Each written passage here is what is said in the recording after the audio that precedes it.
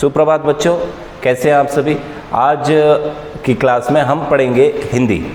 आपके पास भाषा पथ ये किताब होगी जिसमें कई सारे पाठ दिए हुए हैं और इसमें आपके लगभग 18 पाठ हैं। कुछ पाठों का हम चयन करेंगे और उन्हीं को अब आने वाले क्लासेस में हम पढ़ेंगे। तो आज की क्लास में हम सबसे पहले पढ़ने वाले हैं वीर की तरह कविता। ये आपके पाठ्य पुस्तक का प्रथम अध्याय है जिसमें आप एक कविता पढ़ेंगे वीर की तरह।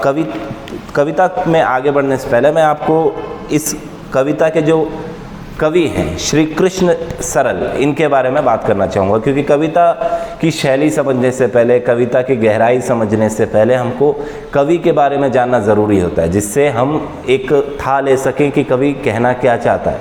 तो श्री कृष्ण सरल जी के बारे में जितना बताया जाए उतना कम है। ये मध्य प्रदेश में जन्मे भारत के कुछ उन महान कवियों में से हैं जिन्होंने भारत के वीर क्रांतिकारियों पर अनेक कविताएं, निबंध, उपन्यास, कहानी लिखी हैं।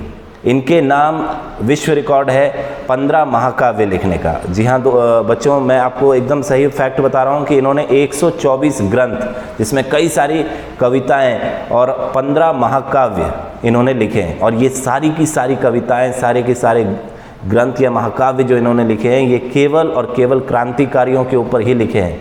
मतलब ये क्रांतिकारी, भारत के सिपाही, इन सब से ये इतने ज़्यादा प्रेरित थे कि उनके कर्म को अपने जीवन में उतारना, उनके कर्म को लोगों तक पहुंचाना इनका ध्येय था, उद्देश्य था। तो चलिए बच्चों, सबसे पहले हम कविता की पहली लाइन, पहला पैराग्राफ पढ़ते हैं जिसमें लिखा हुआ है कि जियो या मरो वीर की तरह, चलो सुरभित समीर की तरह, वीरता जीवन का भूषण, वीर भोग्या है वसुंधरा। अब पंक्ति के साथ साथ हम चलते हैं। जियो या मरो वीर की तरह, मतलब आपका जीवन जो है वो किसी वीर की तरह होना चाहिए। वीरता के साथ विवेक अगर आप में है तो आपको अपने लक्ष्य तक पहुंचने से कोई नहीं रोक सकता। डरे हुए व्यक्ति का कोई लक्ष्य तय नहीं होता, वो किसी भी तरीके के फैसले लेने से घबराता है, डरता है। तो जियो या मरो वीर की तरह आपको यही सिखाता है कि जीवन में किसी भी फैसले को विवेकपूर्ण तरीके से वीरता के साथ पूरा करना चाहिए। अगली पंक्ति है, चलो सुरभित समीर की तरह। समीर का अर्थ यहाँ पर होता है हवा। तो आपको हवा की तरह, हवा यानी कि जो हमारे आसपास होती है, इसको समीर भी कहा जाता है। तो जिस बच्चे का नाम समीर है आप खुश हो जाएं। तो चलो सुरभित समीर की तरह, आप समीर की तरह, हवा की तरह आगे बढ़े चले। चाहे आपके रास्ते में चट्टान आए, पहाड़ आए, आपने देखा होगा पहाड़ आने से हवा रुक नहीं जाती, उसके ऊपर से बहकर निकल आती है। तो आपको इसी तरह से हवा की तरह बनना चाहिए। वीरता जीवन का भूषण, वीर भोग्या है वसुंधरा। वीरता जीवन का भूषण, भूषण का मतलब यहाँ पर आभूषण है। आप वीर जो पुरुष होते हैं उनके जीवन का आभूषण ही वीरता होती है।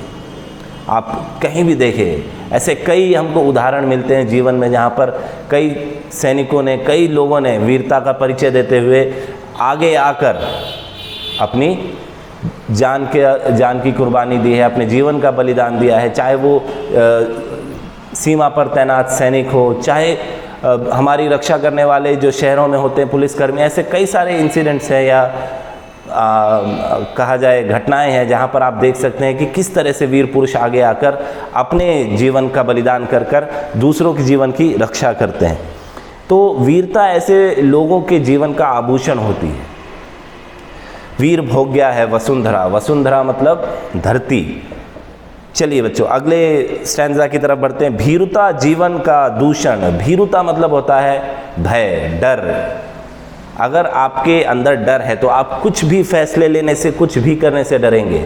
अगर आप सीधे से इस तरह से समझिए कि अगर आपको कोई चीज़ समझ में नहीं आती है आपकी कक्षा में, जब आपको आपके शिक्षक या टीचर पढ़ा रहे होते हैं और आपको अगर कोई चीज़ समझ में नहीं आती है और अगर आप उस डर के कारण कि नहीं अगर मैं पूछ लेता हूँ तो बाकी मेरे दोस्त क्या सोचेंगे, ये क्या होगा, तो इन सारी चीज़ों से अगर घबरा कर आप ये सोचते हैं कि मैं नहीं पूछूंगा, तो उससे नुकसान किसका हो रहा है? क्या आपके दोस्तों का हो रहा है? क्या उस शिक्षक का हो रहा है जो आपको पढ़ा रहा है? नहीं, यहाँ नुकसान केवल और केवल आपका हो रहा है। तो भीरुता जीवन का दूषण। दूषण मतलब होता है गंदगी, है ना। तो डर से बड़ी गंदगी जीवन में कुछ नहीं है। सबसे बड़ा रोग, क्या कहेंगे लोग, ये आम बोलचाल में हम लोग बातें करते हैं कि नहीं यार मैं ऐसा कर दूंगा तो क्या होगा, वो क्या कहेगा। तो इन सारी चीज़ों को अपने मन से निकाल देना चाहिए। भीरू जीवित भी मरा मरा, मतलब भीरू जीवित भी मरा मरा, यानी कि जो डरा हुआ व्यक्ति है वो जीवित होते हुए भी मृत के समान है। अगर आपके सामने एक जीव है, मान के चलते हैं एक छोटा सा श्वान है या कुत्ता है, उसको कोई व्यक्ति जो है वो डंडे से मार रहा है, परेशान कर रहा है, आपको देखकर दुख हो रहा है, आपको देखकर दुख हो रहा है, लेकिन आप जाकर उसको रोकते नहीं हैं। गलत काम देख रहे हैं लेकिन आप बोलते नहीं हैं। तो आप अगर देख के आपके महसूस कर रहे हैं आप गलत है, लेकिन अगर आप कुछ बोल नहीं रहे हैं तो आपकी उस घबराहट का, उस चीज़ को महसूस करने का भी कोई तात्पर्य नहीं बनता, कोई औचित्य नहीं बनता। इसलिए घबराहट जीवन में या डर जीवन से निकालना ज़रूरी होता है। लेकिन डर का निकालने का मतलब ये नहीं कि आप दीवार पर चढ़े और नीचे कूद जाएं या कुछ और ऐसे कारनामे कर ले जो डेयर डेविल्स करते हैं। मैंने इसलिए ही कविता के शुरू में कहा कि वीरता के साथ विवेकपूर्ण तरीके से किया गया कार्य ही आपको लक्ष्य की तरफ लेकर जाता है। वीर बन उठो सदा ऊंचे, ना नीचे बहो नीर की तरह। जिस तरह से वीर पुरुष हमेशा अपने कर्मों के कारण समाज में, देश में ऊंचा ओहदा पाते हैं, आपको भी उस तरीके के ओहदे पर रहना चाहिए अपने कामों की वजह से, ना कि किसी नीर का शब्द का इस्तेमाल यहाँ पर पानी के लिए किया गया है। तो ना नीचे बहो नीर की तरह, मतलब पानी की तरह आपको नीचे नीचे नहीं रहना है, ऊपर भी उठना है, जैसे समीर यानी कि हवा उठती है। तो अब आज के इस क्लास में हम आखिरी पंक्ति पढ़ेंगे। भीरू संकट में रो पड़ते, वीर हंसकर झेला करते।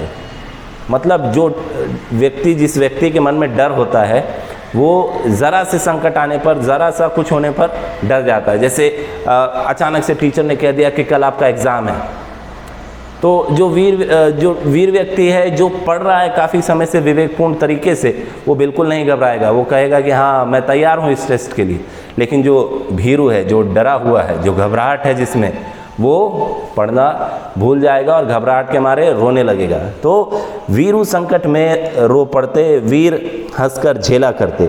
वीर जन है विपत्तियों की सदा ही अवहेलना करते। मतलब वीर पुरुष जो हैं वो विपत्तियों की अवहेलना करते हैं, उनको तुच्छ समझते हैं कि अरे ये विपत्ति मेरा क्या कर लेगी, मैं तो इससे लड़ सकता हूँ, इसको देख सकता हूँ। तो बच्चों, इस कविता का मैं जो 3 पैराग्राफ है, 3 स्टैंजाज हैं, इनकी मैं फ़ोटो खींच के PDF के माध्यम से आपको व्हाट्सएप ग्रुप क्लास के मैं भेज दूंगा। ठीक है बच्चों, तो आपको अगर कोई भी दिक्कत हो तो आप इन सारे पंक्तियों को आप लिखें, और जो मैंने अर्थ बताया उसको भी सारगर्भित तरीके से सारांश उसका बनाकर आप लिखेंगे। एक बार मैं फिर से पूरी 12 पंक्तियाँ पढ़ देता हूँ। जियो या मरो वीर की तरह, चलो सुरभित समीर की तरह। वीरता जीवन का भूषण है, वीर भोग्या है वसुंधरा। भीरुता जीवन का दूषण, भीरू जीवित भी मरा मरा। वीर बने उठो सदा ऊंचे, ना नीचे बहो नीर की तरह। भीरू संकट में रो पड़ते, वीर हंसकर झेला करते। वीर जन है विपत्तियों की सदा ही अवहेलना करते। तो बच्चों, इसमें कुछ अलग शब्द हैं जो पर्यायवाची कहा जाता है, जैसे समीर, वसुंधरा, वीरुता, दूषण, नीर, अवहेलना। इन शब्दों का अर्थ मैंने बताया है, तो आप उसको भी नोट डाउन करेंगे। तो आज की क्लास में बस इतना ही। धन्यवाद।